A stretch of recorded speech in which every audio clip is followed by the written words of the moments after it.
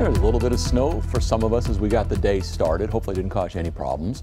We had no problems at all as we got you into the afternoon. The sun was out, and for many of us, it got warm by January standards.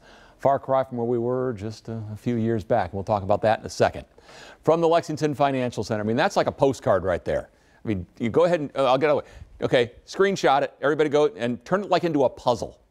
Because, yeah, that's just a beautiful, beautiful sight. So there you go. All right. Record books. Today is Frozen in Time, a record that may never be broken. By the time we get you into Thursday, we're going to be at the northern edge of a southern system. Not a lot of effects for us, but a hint of winter can't be ruled out. We'll talk about it. For your weekend, seasonably chilly and dry.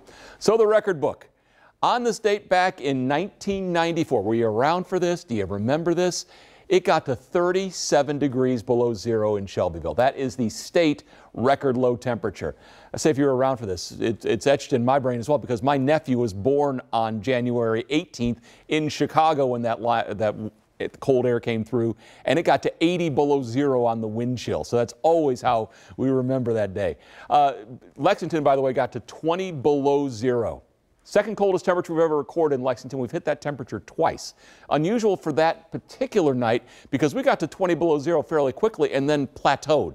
It just didn't get any colder for several hours, which is unusual given the magnitude of that air mass. By the way, Indiana also set their state record low from this very same air mass. So again, it was one for the ages.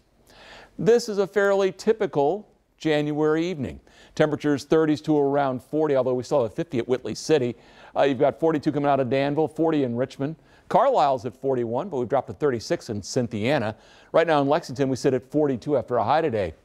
48 is not bad at all. We're running 10 to almost 15 degrees warmer than at this time yesterday. We will be colder tomorrow by about 10 degrees. So what we had today, we're giving back. You're talking temperatures tomorrow around the Bluegrass, 38 in Harrodsburg and Lawrenceburg, same in Frankfort, but Mount Olivet, you're only looking at 35. As we look to the eastern part of Kentucky, you got 35 in Owingsville and Flemingsburg, but Stanton looks at a 38-degree high. Chilly seasonably. Normal highs in the low 40s, which we'll get to in Barberville at 41, but Hyman comes in at 38. And in the lakes, you're looking at temperatures hovering around 40, though Liberty comes in at 39, 38 in Lebanon. Whitley City, you're looking at a 40-degree high tomorrow. So there was that little itty bit of snow this morning.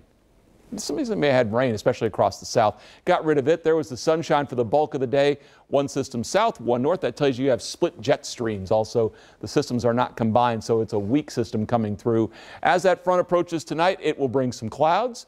It may bring a flurry somewhere. The chances of that are pretty doggone small. We get you on into Wednesday. A system passing to the south brings predominantly rain, although it could begin as a snow shower in the southeast, but that's a small chance as well. Variable clouds, upper 20s tonight, upper 30s, and that's it tomorrow. So again, a chillier day.